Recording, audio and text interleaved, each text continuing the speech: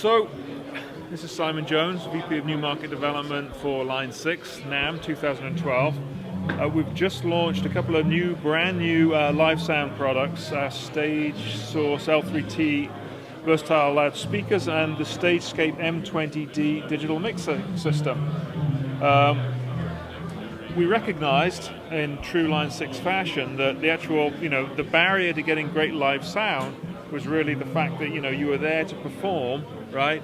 But you were forced to jump into an engineering function, very sort of left brain, to be able to engineer and use some of the products that have existed to date. And as a performer responsible for your own sound, that can really sort of get in the way of having a great performance. So we really wanted to approach this digital mixing with a brand new paradigm that really allowed the musician to sort of focus on the performance and actually get set up and operating in a very quick, reliable manner. So this is what we have the product right now. You can see at the back we've got our I/O panel. Just quickly talk you through that. We've got 12 mic line inputs, so the high quality mic pre's, but they're digitally controlled.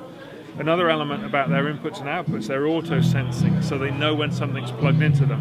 We've got 4 additional line ins here. We've got 4 monitor outs, or aux outs if you like, some main analog outs here, a stereo aux in. We can stream 2 additional digital channels from external media. Line 6 Link, which is our digital network connectivity if you're using other Line 6 Link equipped products like the speakers, foot switches, headphone out. So that's sort of like the utility side of it. But this is the functional operational side of it, very clean. We've got these sort of quick access buttons for all the main functions that you want to do, mixing live sound. We've got a couple of other hardware buttons here. We've got obviously our master out, some encoders which are sort of attached to some of the things and control you do with the things in your stage. But it's all about the stage view. And you can see here's a visual representation of the stage. And when we were looking at it, we thought, well, why have all this sort of generic channels, input channels on traditional mixers, where all you wanted to do is say, look, I know it's a vocalist. What processing do I need for a vocalist? Just do it. It's digital, DSP. That's the signal chain. And then we sort of started to riff on that and work from there. And hence this was born. And let me just sort of demonstrate how that works. So let's assume that I've got a dynamic microphone, right, on the end of this, right? And I'm going to get my talent to start talking. I've plugged a speaker into my output, powered speaker, and I take my mic input and I plug it in to the system here. And right there in the middle of my stage view becomes this dynamic mic icon. I can put it where I want. I can make it bigger, I can make it smaller, but essentially what I've done is I've called up the whole signal chain for a nominal dynamic microphone, including input trim, and I can route that. That's automatically routed to my main output bus. I can turn it up, get my singer to start singing, and I'm done, right? The other way, I'd have to sort of set the gain, input trim, I'd have to set the EQ and things like that to actually even get it sounding good straight away. Now, I know that my microphone is being used by a vocalist, right? It's a male vocalist. And so I can go down here to my stage icon gallery and I can change that to my male vocalist preset. And so what that's done is it's adjusted the preset on that nominal vocal channel for a male vocalist.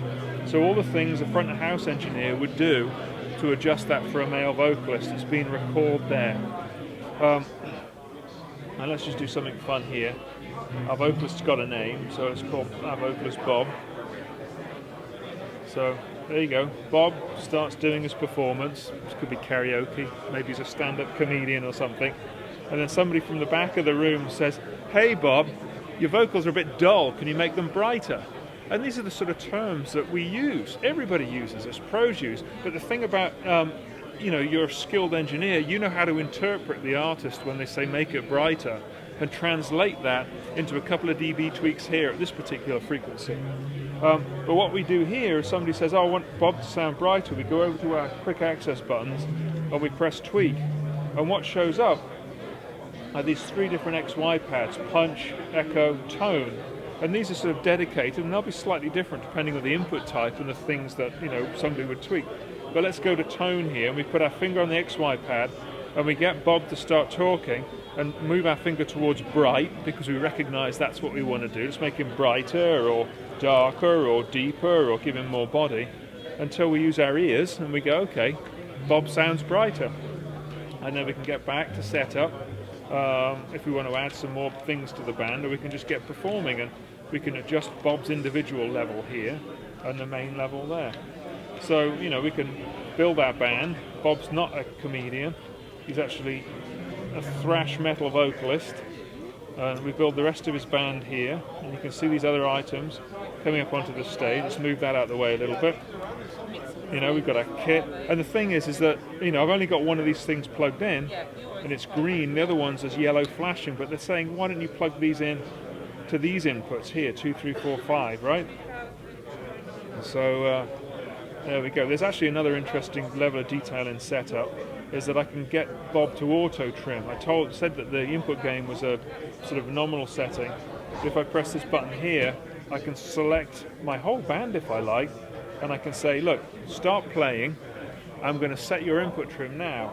And so they play, and it automatically dials that in. But I could just do Bob by himself if we wanted to. So we've set our band up, and we go, you know what? I need to tweak the kick drum, right?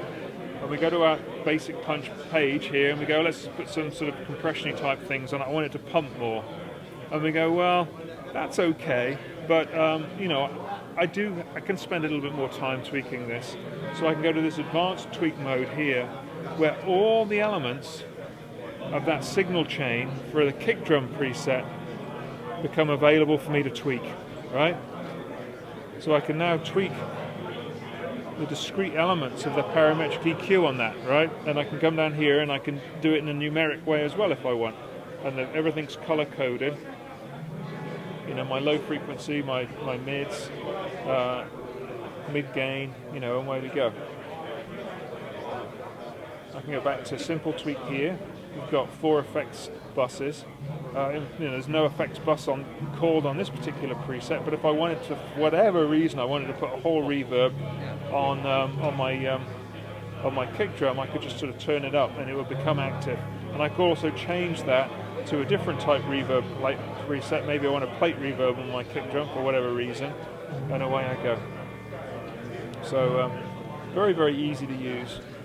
One other element, right, in setup mode is, you know, the band's got to hear itself. Doing monitors is notoriously difficult to do because you've got to understand who's got what monitor, where it's plugged in, etc. But here, I can plug a monitor in, it shows up on the stage, make that a little smaller, we want. And I go, okay, I want to mix that monitor. We've only got one monitor in the band. Bob needs to hear himself, but he really likes to hear the snare drum as well. So we're just going to have Bob's mix and the snare drum in there. So I go to monitor mode here, and I'm going to go, okay, well, where's Bob? So Bob wants to hear himself. So I'm going to send Bob into that monitor, and you can see that. Let's move it away. I can see that icon. So it's a little fun indication that's going in there, and he likes to hear the snare, did I say? You know, basically we've sort of dialed in Bob's monitor. There is another advanced tweak way of getting to that as well. We can go here, and we can say, well, look, if we had more monitors plugged in, then we can go and dial in each discrete level, Bob's channel into each of those monitors. And there's other sort of detail as well. You go pre, post, fade. You can tweak the monitor, so there's EQ and limiting that you can set for the monitor as well. And then, you know, we can, we say we want to record the gig. We can stream all of these to an SD card or a hard drive without the need of a computer. If we want to sound check, because we're mixing from the stage, which typically happens, we've got this quick capture function here, which is a loop, records up to 20 seconds of all the inputs, loop it back, the band can leave, and then you can actually dial in and do your tweaking if you want. And along with that, what makes it even more useful, because you're mixing from the stage, you could be in quick capture mode, and then you could pull out your iPad with the StageScape remote app, and you could walk out front of house, and then you could actually dial it there remotely as well. So that, I think, sort of wraps it up, and then you hit perform, and away you go. One other thing, you said that sounded great, we played that room. We can go in here, we can save the setup, we can save scenes. So if you play 3 different clubs, 3 different rooms, and you've dialed in the front of house system or the monitor mix or the band setup, then you can save that and instantly recall it. Everything sets itself, and away you go. So that's really quick, safe, creative way to mixing live sound, if you're responsible for it.